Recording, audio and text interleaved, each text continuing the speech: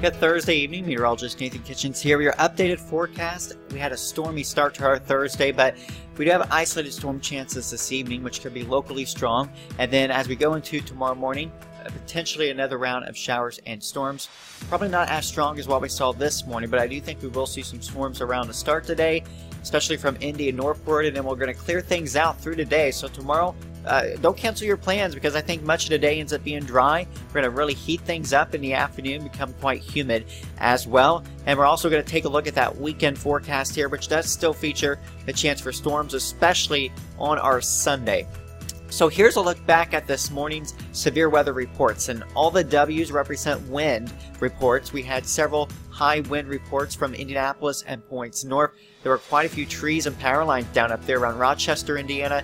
Northern parts of the state really got hit pretty hard this morning. So tomorrow morning, probably still some storms, especially from Indy northward, but then we'll clear things out through today and actually become pretty nice for the afternoon. I think after about 10 in the morning, we're good. Highs in the low to mid 80s tomorrow. And then as we go into the weekend, Saturday, much of the day's dry. I think after 4 o'clock, we introduce the chances for storms, more so in the evening hours there. The temperature gets up to 86 Saturday, very warm. Heat index values will be near 90 degrees, is what it will feel like. And then Sunday, our best chance for storms, I think it's a pretty stormy day, especially for the afternoon, highs staying in the upper 70s. But then next week for Monday, Memorial Day, we'll keep a chance for storms, but it's not looking like any washout by any means.